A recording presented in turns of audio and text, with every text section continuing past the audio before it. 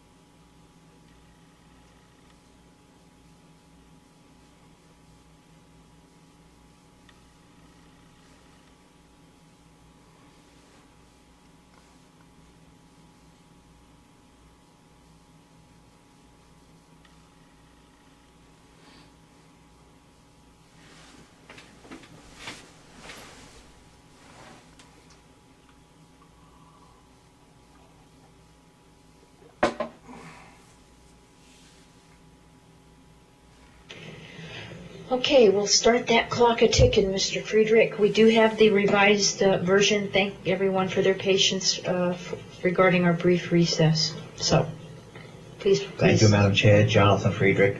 As I started to say, Mr. Schulman spoke about ballots being distributed to homeowners.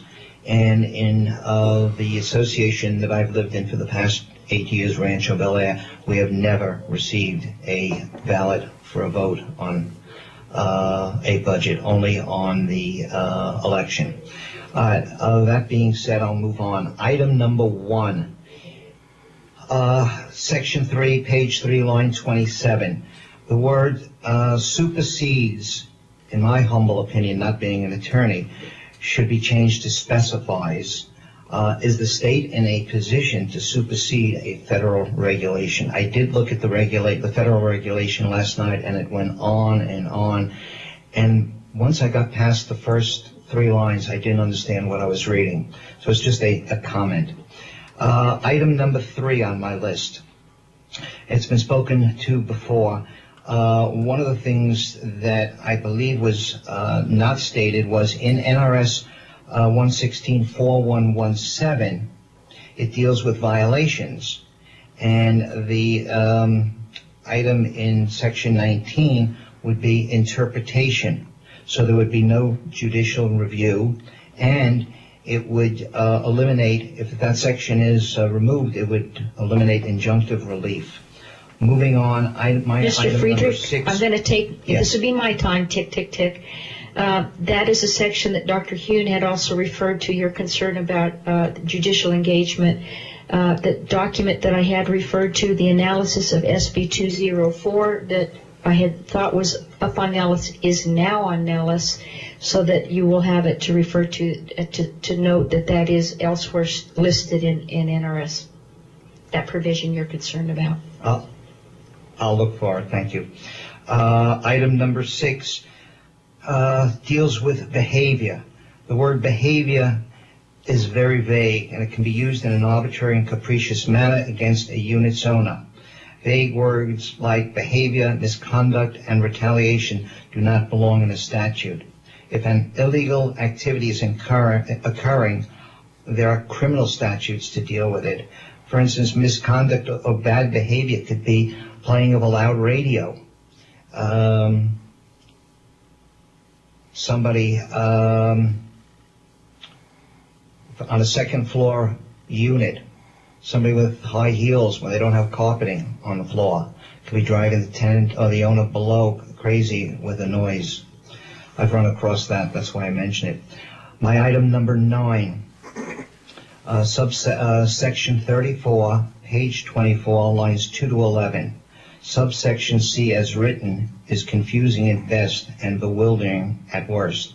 Now remember, you've got non-attorneys that are looking at these. They can be board members, they can be CAMs. And it just is very difficult to comprehend. I know that someplace in the statute it says the laws are to be written in plain English.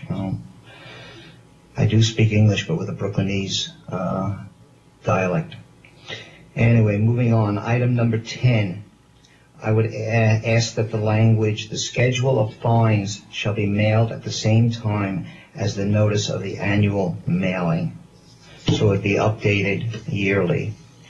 My item number 12, section 37, page 28, lines 37 to 45.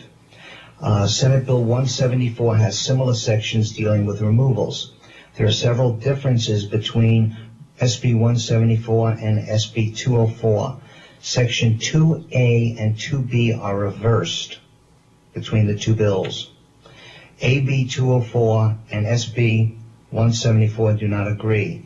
There are 2 additional sections in SB 174 that are not in SB 204. I don't feel these changes are needed. My item number 14. Section 39, page 31, lines 10 to 12. This is vague. It should be removed. How can any board know every NRS chapter that is not in 116? 116 is difficult enough. These other chapters could apply to common interest community commissions and condominiums. Let's see. My item number 20. This language is horrific. In the last legislative session, developers' building permits were extended 15 years. 15 years. Consideration should be given in the event of a financial institution rescinds the construction finances. In these economic times, this type of punitive legislation is mean-spirited and despicable. Item number 21, my item number 21, section 49, page 48, lines 17 to 19.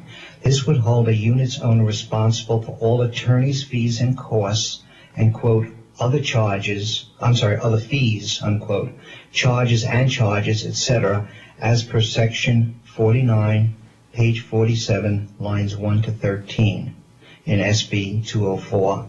This would put a unit's owner at a disadvantage and susceptible to the huge fees of attorneys and collection companies. And lastly, my item number 23, section 51, page 50, lines 16 to 30. The word all, in quotes, must be replaced with, quote, include but not limited to, unquote, on the following. On lines 18 and 21, add even in draft form. Another item is the 14-day requirement to receive documents must be changed to 7 days. There's no reason why somebody needing these documents would have to wait 2 weeks. Those were my verbal comments. You have for your spare time reading the rest of these 3 pages that Mr. Roby, myself, and Dr. Hewen worked 2.5 days on. It's absolutely fun. I can't wait. For the next I can't wait CIC till the session deal. is over. I don't think there will be a tree left standing anyways after this session. And that's part of why Nellis is such a great advantage, that we can provide that opportunity to many people who can read online, including the legislators, though we work from hard copy as well. For me, I'm old-fashioned. I do the note-taking and cross-referencing, so you'll see me taking lots of notes. Questions or comments? I have the same habit. I just have difficulty reading online. It's much easier for me to print. Well, and for me, going back and forth between, as for cross-referencing different pages and so on, for me it works with hard copy, but that's enough of my learning style. Any questions or comments, committee, of Mr. Friedrich? Again, thank you for presenting us and letting us know that we had a different document. We would have been quite perplexed as to try to follow you with the document that wasn't the most current. Okay, well, stay in There are only a few minor changes. Okay, Thank you. Thank you, but we wanted to be on page. We'll be back on 222. I see you have signed up for that. Thank you very much. Mr. Radoka.